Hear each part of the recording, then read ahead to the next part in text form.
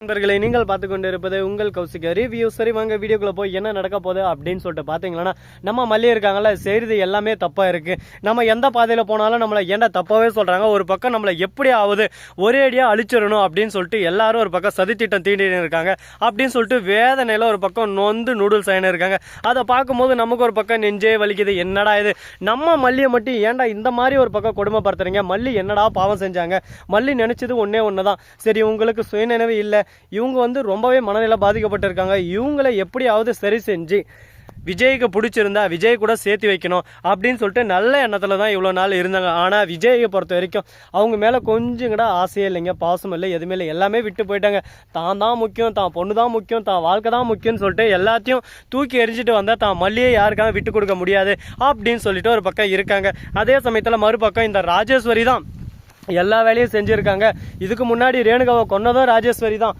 அந்த விஷயம் எப்படியோ ஒன்று நம்ம தலைவி அப்படியே சும்மா அழகாக சுடரி மயக்கத்தில் இருக்காங்களா, அப்போ சொல்கிற போது எல்லாமே கேட்டு இருக்காங்க. அது மட்டும் இல்லாமல் உன்னையும் தீர்த்து கட்ட போகிறேன், நீ அவ இறந்துட்டா, ஆனால் இறந்தும் மீண்டும் நீ வந்திருக்க பார்த்தியா, உன்னை விட மாட்டேன், உன்னை விடவே மாட்டேன், வாழ்க்கையில் நான் பண்ண தப்பு உன்னை அறகுறையாக விட்டது, இதுக்கு மேலே உன்னை முழுசாக சிதைக்க போகிறேன்ற விஷயத்தை எல்லாமே சுடரி கேட்டாங்க.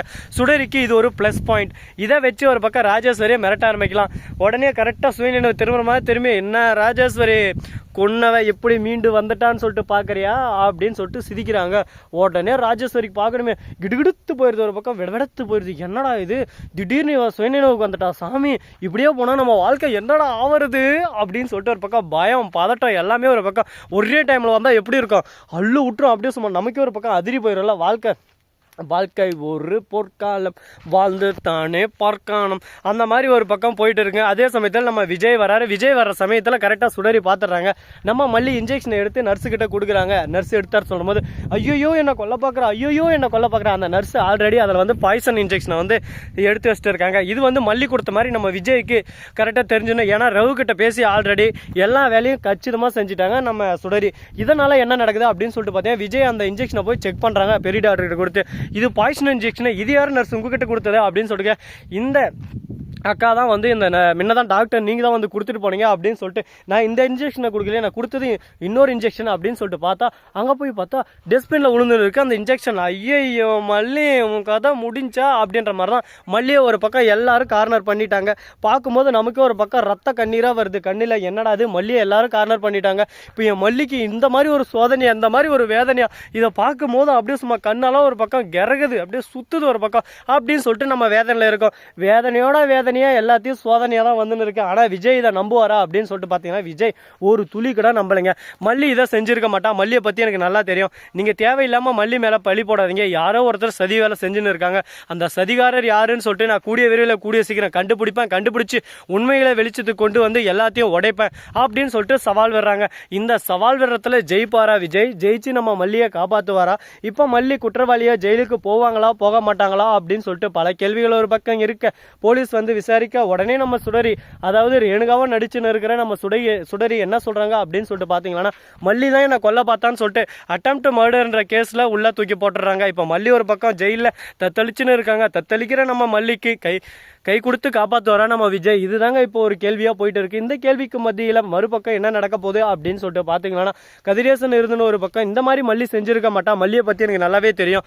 மல்லி வாயிலா போச்சு, அவள் செஞ்சிருக்க மாட்டா. இது எல்லாமே அந்த ராஜேஸ்வரி ரஞ்சிதா இவங்களோட சதி திட்டமாக தான் இருக்கும். சரி இருக்கட்டும், மல்லியை நம்ம அழிக்கணும்னு நினைச்சோம், அவளை அழிக்கிறதுக்கு இது ஒரு ப்ளஸ் பாயிண்டாக இருக்கும். இதை வச்சே நம்ம ரேணுகாவும் மறுபக்கம் மாப்பிளையும் சேர்த்து வச்சிடலாம் அப்படின்னு சொல்லிட்டு ஒரு குருட்டுத்தனமான ஒரு நம்பிக்கையோட போயின்னு இருக்காரு நம்ம கதிரேசனுக்கு உண்மைகள் தெரிய வந்தா இந்த உண்மைகளை வச்சு என்ன வேணாலும் நடக்கலாங்க. ஒரு பக்கம் நம்ம ரேணுகாவை கொலை பண்ணது உண்மையானது ராஜேஸ்வரி அப்படின்ற விஷயம் தெரிய வந்துச்சு. இதோட ஒரு நல்ல ஒரு விஷயம் வேறு எதுவுமே இருக்காதுங்க. இந்த விஷயம் மட்டும் தெரிய வந்துச்சு, வேற லெவலில் இருக்க ஒரு பக்கம். இதுக்கு மேலே ராஜேஸ்வரி உள்ளே தான் இருக்கணும். கழித்து என்ன என் வாழ்க்கை அழிக்க வந்த ஒவ்வொரு நாளும் ஒவ்வொரு நொடியும் என்னை அழிக்கணும்னு சொல்லிட்டு நினச்சேன். எண்ணம் எல்லாமே ஒரு பக்கம் பொசுங்கி போகணும், அந்த மாதிரி மரண அடியாக்கணும் அப்படின்னு சொல்லிட்டு யோசிச்சுன்னு இருக்காங்க. இந்த யோசனைகள் எல்லாமே ஒரு பக்கம் நல்லா தான் இருக்குது. இருந்தாலும் இதுக்கு மேலே எதனா விஷயங்கள் மாறுமா, இதுக்கப்புறம் எல்லாமே நல்லதாக நடக்குமா அப்படின்னு சொல்லிட்டு பல கேள்விகள் ஒரு பக்கம் சிக் புக்குன்னு ஓடிக்கிட்டு இருக்கு. பார்ப்போம், மாற்றம் ஒன்றே மாறாதுன்னு சொல்லிட்டு சொல்லுவாங்களா, அது போல் மாற்றம் கண்டிப்பாக வரும்.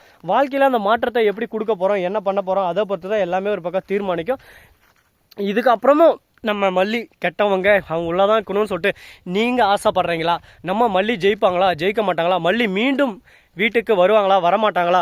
அது மட்டும் இல்லாமல் ராஜேஸ்வரி செஞ்ச தப்பு எல்லாமே ஒரு பக்கம் வெளிச்சத்துக்கு வருமா வராதா அப்படின்ற உங்களோட கருத்து கண்டிப்பாக மறக்காமல் கமெண்ட் செக்ஷனில் தெரிவிச்சுட்டு போங்க.